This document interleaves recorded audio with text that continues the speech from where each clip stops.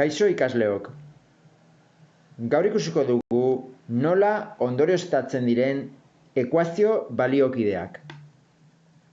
Baldin badaukagu adibidez, 2 isa gehi 3 berdin 9 ekuazioa,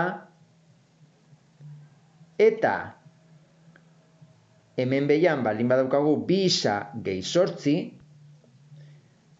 argi dago 2 isa gehi 3tik 2 isa gehi 8ra egin degula gehi 5, 3 gehi 5 delako 8.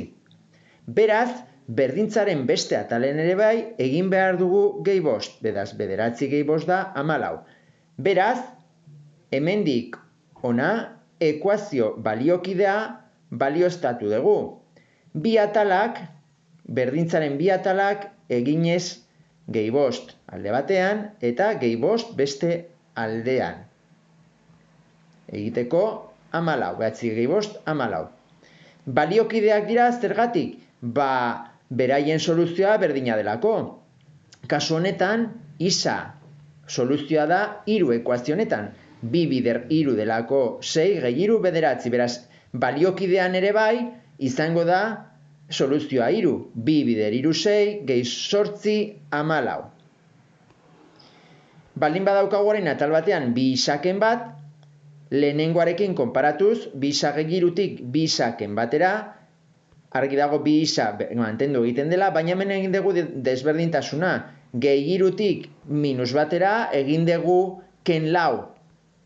Beraz, bestaldean ere egin beharko dugu ken 4. 9 ken 4, beraz, beste atalenan izango da berdin 5. Beraz, 2 ekuazio hauek ere baliokideak izango dira. Ondorioztatu dugu ekuazio hau. Hemen soluzioa ere da 3, 2 bider 3 6, ken 1 5. Goian bezala soluzioa da 3, isa berdin 3, horregatik dira baliokideak. Kasu honetan daukagu 6 isa gehi 9 adierazpen algebraikoa ezkerraldean, konparatzen badugu goikoarekin, 2tik 6ra egin dugu bider 3. Baina hemen ere egin dugu bider 3. 2 hauetan bider 3 izan behar da. Beraz, beste atalean ere egin beharko dugu bider 3. 9 bider 3 27. Beraz, baliokideak dira 2 ekuazio hauek. Soluzio berdina dutelako, isa berdin 3. 6 bider 3, hemen 8 gehi 9 27, lehen esan dugu hemen ere 3 dela. Egin dugu hau bider 3, eta beste atalen ere bider 3. Gogoratu egiten badugu bider 3, egin behar dugu 2 zatitxo hauek, 2 monomio hauek bider 3, eta bestaldean gauza bera. Zatiketarekin gauza bera, diferentzia hemendik ona da egin degula zati bi dena. 2 isa zati bi da isa, eta 3 zati bi da 3 zati bi.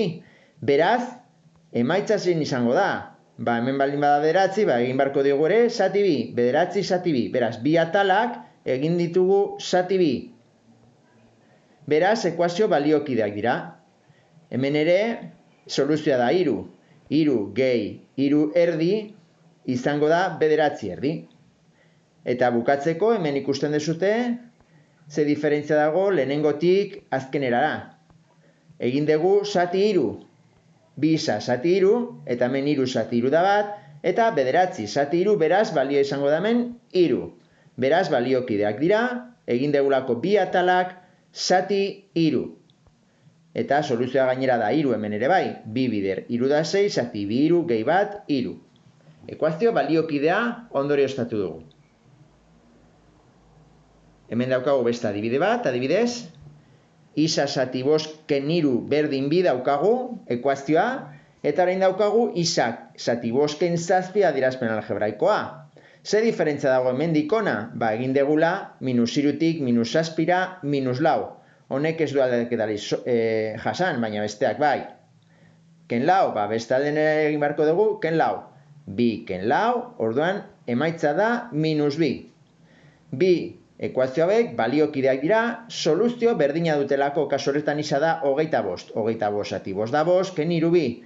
25 zati 5 da 5, ken 7 minus 2. Orain, zein daketa egin dugu lehenengotik hirugarrenera? Hemen daukagu isa zati bost, hemen bi isa zati bost. Egin dugu bider bi. Biderketa egin dugunez, hemen ere egin behar dugu bider bi. Eta betetzen da, -3 bider bi da -6. Beraz, balioa eskubialdean, bi baita ere egin behar dugu bider bi. Bider bi, lau. Beraz, bi ekuazio hauek, lehenengoa eta hirugarrena, baliokideak dira. Hirugarrena ondorioztatu dugu. Isaren balioa izan dugu soluzioa dela 25, bai. Hemen, goian eta hirugarrenean ere. 2 bider 25 da 50, zati bost 10 ken 6 lau. Ondo dago ekuazioa o baliokidea. Hemen, laugarrenean, zein da diferentzia lehenengokoarekin? Egin degula bider bost. Isa zati bost bider bost da isa, eta -3 bider bost da -15. Beraz, bestaldean ere, egin barko dugu bider bost. 2 bider bost, 10. Beraz, baliokea dira, bai lehenengo ekuazio hau, eta bai laugarren hau. Baita hemen soluzioa da 25. 25 ken 15 da 10. Eta goian ere da ekuazioa soluzioa 25. Beraz, soluzio berdina dutenez, baliokideak dira. Eta hemen ikusten dezutenez, izendatzaileak kendu diogu. Nola? Beste metodo bat da, bider MKT eginez hemen. Horgatik egin dugu bider bost dena. Eta kendu dugu izendatzailea. Eta bukatzeko, hemen ikusten dugu bi isa zati bost gehi bi. Eta goian daukagu isa zati bost ken 3. Egiten badugu hemen bider bi, hemen ere bider bi. Baina zer gertatzen da hemen dikona? Bider bi egiten badugu ez da -6. Beraz, ezin dugu erabili lehenengo ekuazio hau, baliokide hau ondorioztatzeko. Hartzen badugu adibidez hirugarren ekuazioa, ikusten dugunez egiten duguna da. Hemen mantendu egiten da gauza bera, bi isa zati bost, eta hemen egin diogu -6tik +2ra +8. Beraz, bestaldean, baliokidea lortzeko, egin beharko dugu 4 gehi 8, 12. Beraz, ekuazio hau eta ekuazio hau baliokideak dira, besteekin batera. Zergatik, ekuazioaren soluzioa berdina dutelako. Kasu horretan ere da 25. 2 bider 25 isa da 50, zati bost 10, gehi 2, 12. Bale? Hau da, ekuazio baliokideak nola ondorioztatzen diren, horri buruz jakin behar dezutena.